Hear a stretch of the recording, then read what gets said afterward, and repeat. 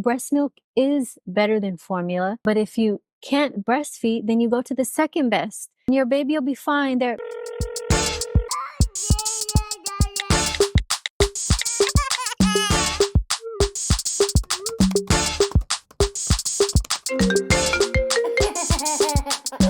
it's a ticket talking Mazda for the biggest. That's a comma and a comma and a comma. Gotta get it. And it's a ticket talking Mazda for the biggest. That's a comma. I'm Saríce. I'm the host of Maternity Leave. I'm also a registered dietitian and a mompreneur. And in honor of World Breastfeeding Week, I thought I'd talk a little bit about breastfeeding and my breastfeeding journey. Disclaimer, because I feel like this always comes up whenever people talk about breastfeeding. At least this happened to me in the past. I'm aware that not everyone can breastfeed and not everybody wants to breastfeed, and that's fine. I'm talking about my breastfeeding journey and about the benefits that I know as a registered dietitian to be true. Okay, now that I got that out the way, let's continue. So when I was pregnant, I remember I was doing a bunch of research. I'm like a super nerd when it comes to like researching all the details about things. So of course I was reading a lot about pregnancy and breastfeeding and everything that, that entails.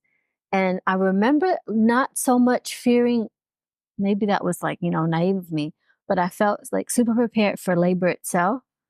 But then breastfeeding, I got a lot of like, mixed messages. I feel like the majority of people were just telling me how difficult it was. I think the only one who told me like good things about breastfeeding was my sister-in-law.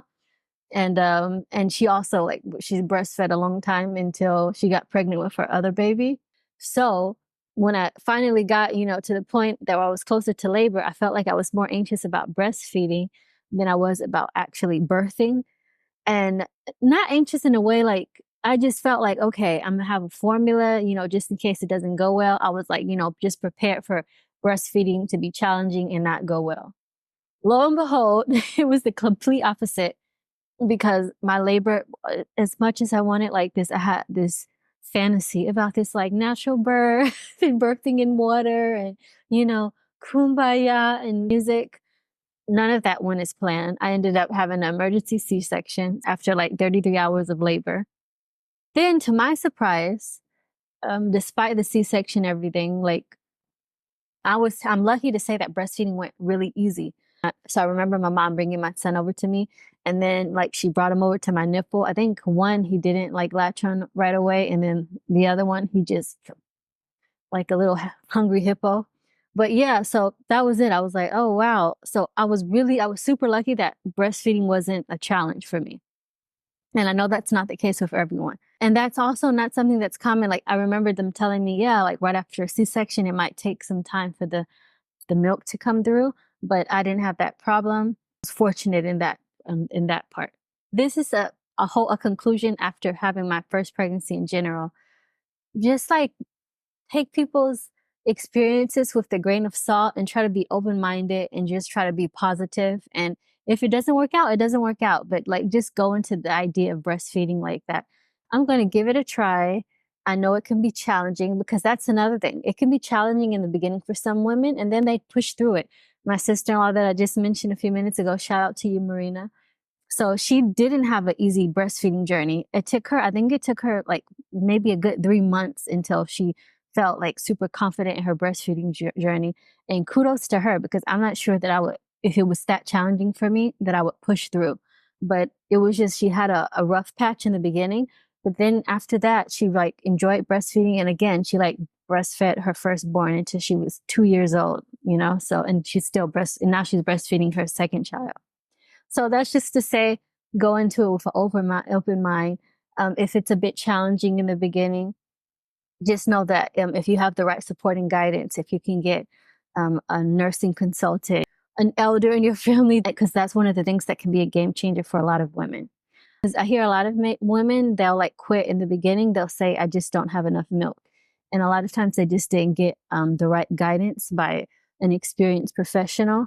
I didn't have this, but I remember my sister-in-law, she was telling me how the nursing consultant told her the percentage of women who can't produce enough milk is minute, 1%. I don't remember the exact statistic, but it's a very small percentage of women that can't produce enough milk. And she told her to think about women that come from, third world countries, and don't have the abundance of nutrients that we have in more westernized countries. And, and they're able to produce milk for their babies. So a lot of times, like in modern societies, it can be like maybe stress and pressure and sleep, and all of these things can affect your milk production.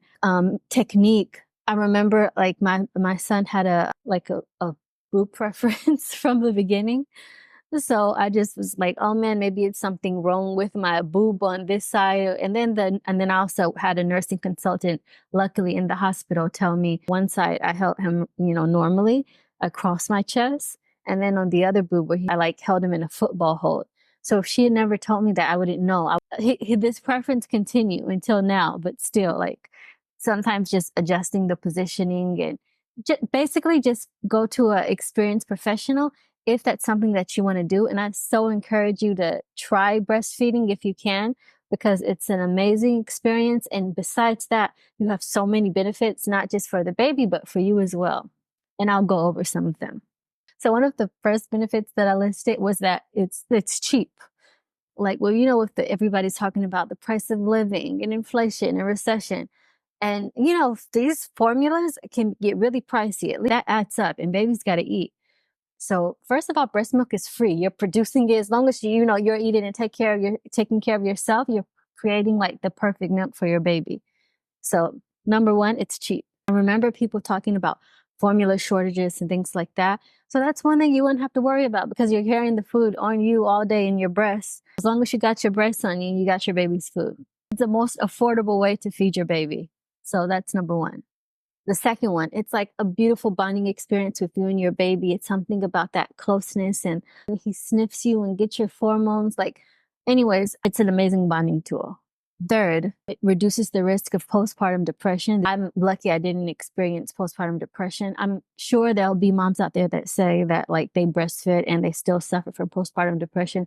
I'm sure that's a thing. But studies do show that it does significantly reduce the risk of experiencing postpartum depression. So if, I don't know, you suffer from depression and you're like worried about that, maybe breastfeeding could be the thing that will help you reduce that risk so you can enjoy your, beginning months. Because it's already like overwhelming enough, having a newborn. So at least reduce the risk of like, I don't know how it would deal with, on top of all the newness of motherhood, on top of that, dealing with depression. That would just be too much for me.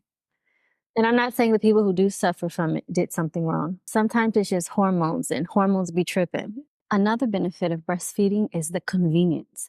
Like instead of messing around with bottles and, clean water, all those things, sterilizing, you just whip it out whenever, wherever. At least that's what I did. So that's another benefit, in my opinion. The other ones, I feel like breast milk is just this magic gold. It serves as a pain reliever. I noticed how when my son like got a boo-boo or something like that, he like immediately wants to breastfeed. And then he's like, it calms him down. And I always just assume that, because it's comforting, he's up on mommy, he's feeding. But it's not just that. There's also a pain relieving element in breast milk that the baby benefits from. So natural pain reliever. Also a sleep aid. So towards the evening, the breast milk will contain more melatonin to help the baby sleep. Allegedly, because baby sleep can still be crazy regardless of the melatonin in the milk, but I digress. And it's also a natural cold medicine. Whenever the baby gets sick, your breast milk produces antibodies. So it also takes advantage of the mother's antibodies. So it's also been proven that babies who breastfeed suffer less from ear infections and stomach flus. And I know all babies are different, and I'm sure there are hella mothers out there that'll say, I breastfed and my son had like ear infections all the time. But maybe if you didn't breastfeed, they would have more. I'm just telling you what the studies show, what the research says, okay? And anecdotally, I can attest to that my son's like super, he almost never gets sick. But yeah, and I'm sure the breastfeeding contributed to that. Another benefit is regulation. I can't imagine going through like this toddler phase, especially like from 1 year old and up, without breastfeeding. It's really a means of helping regulate the child when they get a tantrum or get a little bit, dysregulated. That moment where you just take them and breastfeed them, it really helps them calm down and regulate themselves. And if you don't breastfeed, hit me up in the comments and tell me how you do that, because I can't imagine doing that without breastfeeding. Let's move on to mom's health. Moms also benefit from breastfeeding. Did you know that breastfeeding has a longevity effect? Yeah, so moms who breastfeed tend to live longer. It also reduces the risk of breast cancer, ovarian cancer, and type 2 diabetes. So, just by breastfeeding, you're also doing something to benefit your health. And who doesn't want to have more years on the earth so we can, see our babies grow up and hopefully meet their babies? Especially if you're like me and you had your babies later in age. Like I was 33 when I had my first child, and I plan to have more. So those are some of the benefits for baby and mama. And I'm sharing this because when I was pregnant, I would want to hear a positive breastfeeding journey. If you're a mom to be and you're thinking about breastfeeding, I say go for it. It's amazing. Go with it with an open mind, and push comes to shove and it didn't work out, then you always have formula. Get support if you need to. Give it a try. It might not be easy from the get-go, but it'll get easier. Breast milk is better than formula, but if you can't breastfeed, then you go to the second best, and that's formula, and your baby will be fine. As long as your baby is fed and is thriving, then you can calm down. But don't get upset and project on moms that do choose to breastfeed. That's all I'm saying. There are plenty of babies who grew up on formula and they're strong and healthy and everything, but like denying breast milk yes, it's not the only way to feed your baby, but science shows that is the best way to feed your baby. Especially me as a dietitian, we're supposed to encourage moms to breastfeed and that breast is best. It's even in the hospitals. Like, of course, the nurse will give you formula if you want, but they're supposed to encourage moms to give them support. That's why you have nursing consultants in the hospital that come to you the day after you have your baby and you can see them again. And please share your breastfeeding journey. Tell me, did you like it? Was it challenging? And if you didn't breastfeed, tell me why you didn't breastfeed. This is open to all breastfeeding and non-breastfeeding mamas too. No judgment here.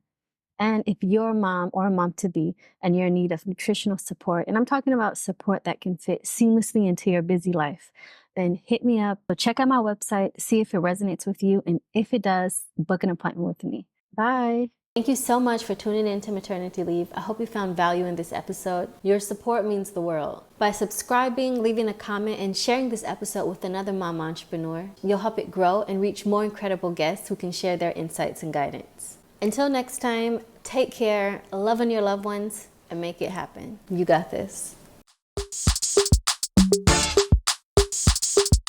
And it's a ticket talking Mazda for the biggest. That's a comma and a comma and a comma. Gotta get it, get it. And it's a ticket talking Mazda for the biggest. That's a comma and a comma and a comma. Gotta get it.